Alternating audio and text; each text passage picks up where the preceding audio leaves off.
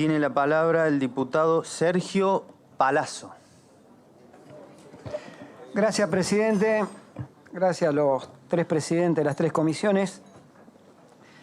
Yo creo que nos ayudaría mucho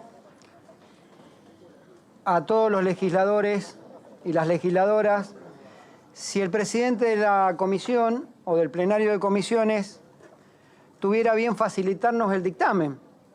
Porque hasta ahora el dictamen, nosotros tenemos acceso a un supuesto borrador de dictamen corregido a través de los medios de comunicación que nos facilitan una copia, a través de otros colegas legisladores que por ahí lo obtuvieron, vaya a saber de qué forma. Y entonces estamos discutiendo sobre la base de un supuesto cambio de dictamen con respecto al mensaje presidencial que nos trae a sentarnos a discutir esta ley de bases o denominada ley ómnibus, que pareciera ser que no es lo que tendríamos que discutir. Entonces le pido a los presidentes de la Cámara que si lo tienen, lo compartan a los efectos de que todos podamos tener el material suficiente para poder opinar con propiedad respecto a las modificaciones o más de 100 modificaciones. En el mientras tanto, como no lo tengo, voy a hablar sobre el mensaje presidencial que fue el que nos convocó al plenario de comisiones.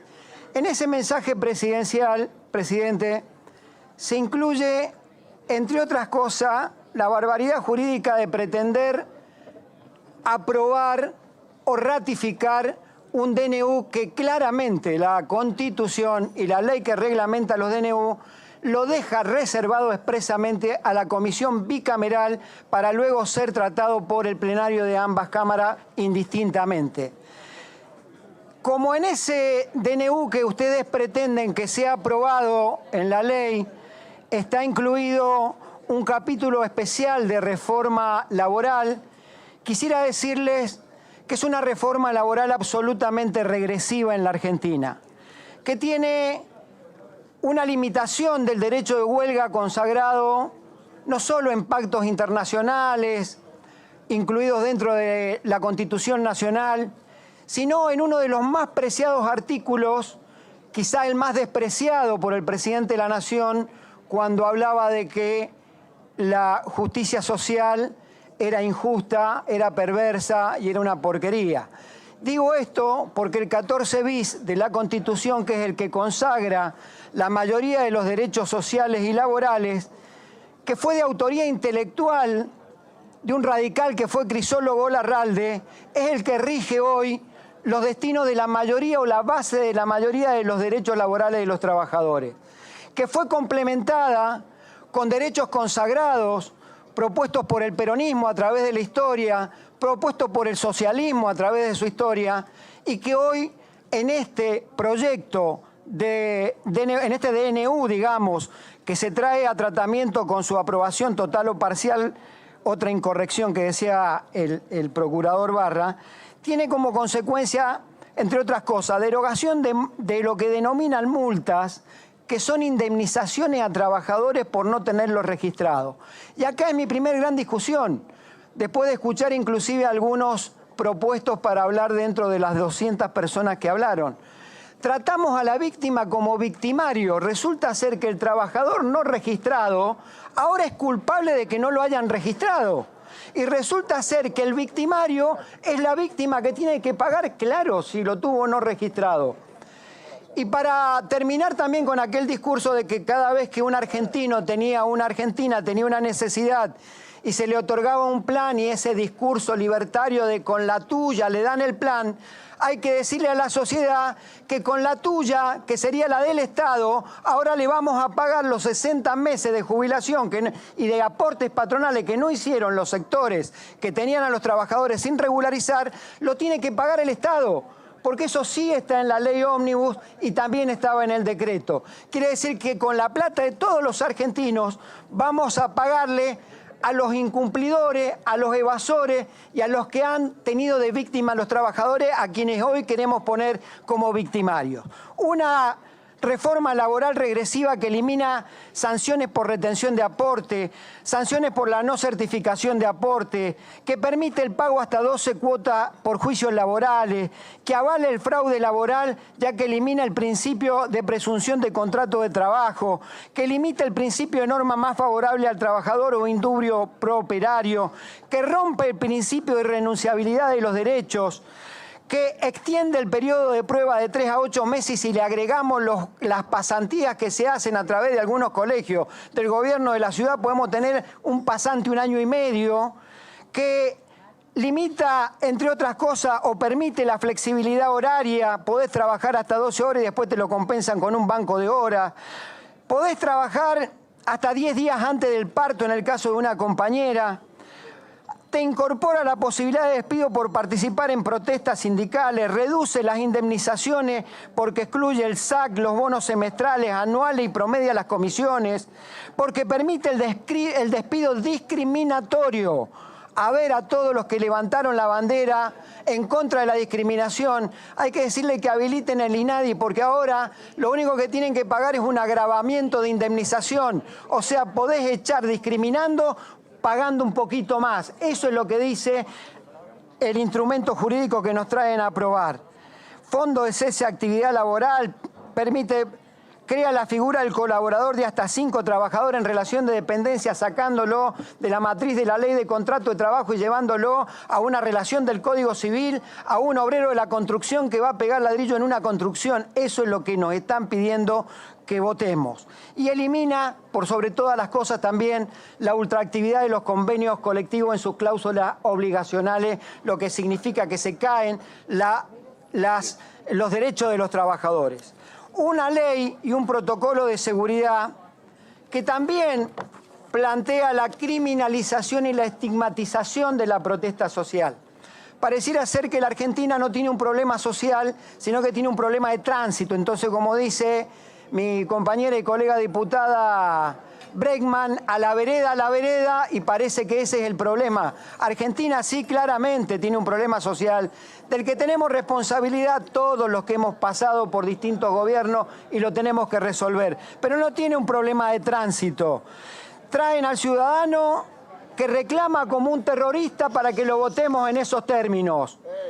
Violan la Convención Americana de Derechos Humanos, violan la Declaración Internacional de Derechos Humanos en el artículo 20, violan el Pacto Internacional de Derechos Civiles y Políticos, violan la Declaración del Consejo de Derechos Humanos de la ONU, que ha expresado que el Estado tiene la obligación de no restringir las manifestaciones pacíficas de manera arbitraria como lo están haciendo acá. No están reglamentando la protesta, sino que la están deslegitimando y estigmatizando. La protesta y el reclamo pasan a ser un delito en la Argentina. Y tienen dentro de este proyecto que nos han traído a votación un capítulo de privatizaciones. Y no acompañan un solo papel, uno solo, que diga con claridad cuáles son los motivos por los que privatizan las empresas del Estado. Quizás se agotan en un discurso remanido, viejo, anacrónico y fracasado, como que es que las empresas del Estado son deficitarias y son ineficientes. Bueno, nada más alejado que la realidad. Yo puedo dar algunas muestras de ellos, sin ir más lejos. Algo que me parece importante por la actividad de la que provengo, que es ser trabajador del sistema financiero.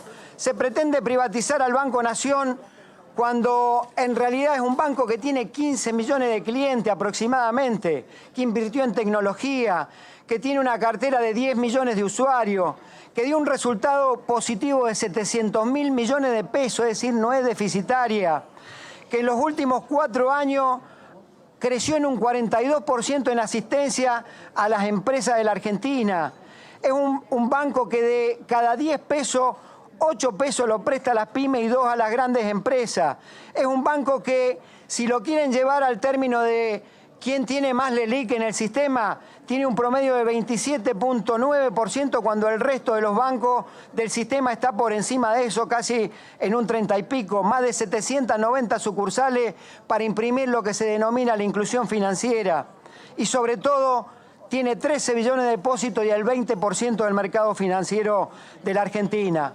Y si no existiera la maldita deuda de Vicentín por la que algunos que hoy nos pretenden privar del derecho de caminar las calles para protestar, protestaban diciendo Vicentín somos todos, el nivel de incobrabilidad sería el de cualquier banco internacional. Por esa deuda, por la que muchos salieron a la calle a defender la propiedad privada de los que estafaron al Banco Nación y al Estado argentino, por esa misma tiene una incobrabilidad un poco más alta. El BICE es un banco que ha dado rentabilidad a los 4 años, que ha crecido en su patrimonio neto y que ha tenido una asistencia permanente a las pymes en la Argentina. Y la Casa de la Moneda es la responsable, según la Constitución, de acuñar la moneda y emitir, y es una responsabilidad indelegable del Estado. Ni que hablar del resto de las privatizaciones, de los trenes, de los aviones, de las termonucleares, de ARSAT, todas empresas que pueden ser estratégicas o dar rentabilidad. Y sin embargo, sin un solo informe pretenden desprenderse del erario público y del patrimonio nacional, que ya lo hicieron, y los argentinos tenemos memoria y recordamos muy bien lo que sucedió en los 90 cuando nos desprendimos de las empresas del Estado. Pueblos fantasmas quedaron en la Argentina, argentinos sin trabajo, sin empleo, argentinos que sufrieron muchísimo y un Estado que quedó desprotegido. Quizá lo que buscan hoy, dentro de un plan económico macabro que tiene como objetivo la dolarización, es primero eso y después dejar sin herramientas al gobierno argentino para discutir cuando cambien los aires de la política y venga un gobierno que venga a restituir la necesidad de un Estado presente. Mire, presidente, yo para ir redondeando quisiera decirle un par de cosas más. Y tienen que ver con que aquí quien dijo que antes de subir un impuesto se cortaba un brazo, yo le recomiendo que vaya pidiendo precio mayorista en una casa de prótesis, porque hasta aquí el impuesto que ha presentado es para cobrarle impuesto a los trabajadores, hasta aquí ha aumentado las retenciones a las economías regionales, hasta aquí ha incrementado en 10 puntos porcentuales el impuesto país, que va a terminar afectando obviamente una parte de las pymes. Y resulta ser que por el otro lado decidimos condonar, rebajar, anular o bajar alícuota a los evasores que se fugaron la guita del país, por eso está el país como está, o aquellos que incumplieron con las legislaciones laborales. Liquidan o pretenden liquidar el Fondo de Garantía y Sustentabilidad. Yo les sugiero a muchos que lean la plataforma electoral del 2021 del hoy presidente de la Nación, cuando decía que el sistema jubilatorio argentino había que declararle la quiebra y que solo cobrarían en función de la recaudación y que dependía del presidente de la Nación. A ese lugar nos llevan para que los jubilados, una vez más en la Argentina, lamentablemente, paguen con el magro ingreso que ya tienen, vuelvan a pagar gran parte del ajuste. Yo quisiera decirles también que me llama la atención que a una Argentina que le va tan mal y necesita tanta emergencia, si le va tan mal es porque hay una emergencia social. Y lo primero que sacan de las emergencias es la emergencia social. Sacaron dos, sacaron la de la defensa y la social. Tan mal está la Argentina que no ponen la emergencia social como emergencia. Tan mal está la Argentina que no ponen como emergencia la emergencia alimentaria de muchos argentinos que ya tenían problemas de alimentación y que se les ha agravado después de la devaluación. Tan mal está la Argentina que derogan una ley de alquileres y no ponen como emergencia la emergencia habitacional en la Argentina. Entonces le pido que recapaciten y que reflexionen. Ganar una elección no significa una patente de impunidad de hacer lo que uno quiera. Quizá por inexperiencia, el diputado, joven diputado de La Libertad Avanza, que me precedió hace un rato en uso de la palabra, decía que el Congreso no había funcionado. El Congreso funcionó de modo virtual en el marco de la pandemia y funcionó sistemáticamente durante los distintos procesos. Hubo discusiones en comisiones, hubo discusiones en la Cámara. A nosotros que éramos oficialismo nos tocó ganar y perder batallas dentro del Parlamento y lo hicimos honrosamente, aún perdiendo, porque aceptamos el resultado de la votación. Entonces, yo no quiero entrar en el discurso de hablar por boca de ganso para que quede bien para los medios, despotricando contra la política, porque reivindico la política, No soy de los que se esconden detrás de gritar viva la libertad, carajo, mientras por otro lado ha sido la política la que ha sostenido el sistema democrático en la Argentina. No me escondo, pertenezco a una clase política de la que me siento orgulloso, que tiene defectos, que tiene errores, pero que sin duda ha sido el mejor sistema durante todo este tiempo. Trajeron a debate un proyecto de ley que escondía inclusive la aprobación de un DNU que creo es el más escandaloso de la historia argentina, porque pretendieron por decreto cambiar el orden jurídico de la nación argentina, pretendieron por decreto rematar el patrimonio nacional, arrasar con los derechos de los trabajadores y llevarse puesta la Constitución Nacional. Y si sumamos los artículos del DNU, los artículos de la ley, los artículos de los 4 anexos, más los artículos, decretos, leyes e incisos que se derogan, sustituyen, suprimen o se suspenden, nos trajeron a votación para que en 3 días de debate tratáramos 2.540 intervenciones judiciales, que significa todo ese globo. Y sin embargo, aquí estuvimos. Yo quiero decirles también que hemos tenido un presidente de la Nación que desde que asumió se encargó de estigmatizar a este Parlamento y a los parlamentarios. Dio un discurso que, repitiendo lo que él dijo, lo iba a dar de espalda a la casta política. Y seguramente él dijo, le habló al pueblo, le habló a su votante que vinieron a la plaza, que no es todo el pueblo. Después, en su discurso de Asunción, luego más tarde, y sin haber convocado a comisiones, dijo que si el proyecto no estaba moviéndose era porque había diputados que pedían coimas, sin tener una sola prueba y sin haber denunciado a ningún diputado al día de la fecha. Luego dijo que éramos idiotas útiles. Su vocero presidencial, antiguo macho de Twitter, devenido en un osito de peluche hoy, dijo que el dólar subía porque no tratábamos la ley. Es así entonces que hoy convocan a una sesión nocturna, a una sesión buscando dar un dictamen, y uno se pregunta cuánta oscuridad tiene todo esto, ¿no? Cuánto atropello, cuánto menosprecio a quienes ejercemos una representación del pueblo, aunque sea minoritaria, mayoritaria. ¿Qué intereses ocultos tienen en la oscuridad de esta opaca noche para arremeter contra la Constitución Nacional, contra los derechos de todos los argentinos? Necesitan la oscuridad de la noche para perpetrar el robo más grande de la Argentina, que es disponer del patrimonio nacional, enajenando al Banco Nación, al Banco Vice, a YPF, a las 40 empresas o 41 empresas. ¿Y sabe qué, presidente? Son eso, la oscuridad de esta noche. Porque decidieron poner a la Argentina en venta esta noche y decidieron ser los CEOs de esa venta, de esta monumental y asquerosa entrega. Y lo hacen con el falso argumento de 100 años de decadencia de la Argentina. 100 años en los cuales pasaron presidentes y dirigentes parlamentarios de los que nos sentimos profundamente orgullosos quienes provenimos del campo popular y que son de distintos partidos políticos. En 100 años de decadencia, según ustedes, pasó Irigoyen, pasó Frondizi, pasó Ilía, pasó Alfonsín, pasó Néstor, pasó Cristina, pasaron las leyes sociales del socialista Alfredo Palacio. No son 100 años de decadencia, señores de La Libertad Avanza. La democracia no llegó con ustedes. En todo caso, ustedes son los beneficiarios de la democracia que hombres y mujeres que acabo de mencionar han sabido construir en estos 100 años.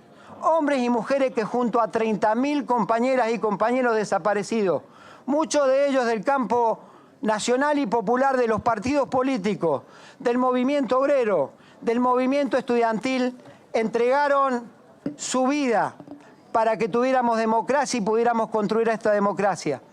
Democracia que tiene deficiencias, por cierto, es incompleta, pero que seguirá buscando hasta encontrar la justicia social tan anhelada por el pueblo, la igualdad de oportunidades tan deseada por los partidos políticos. Por eso, señor presidente, no estoy dispuesto a sacrificar en el altar de la vacía frase de viva la libertad, carajo, ni mis principios, ni mis convicciones que me trajeron hasta aquí en la vida.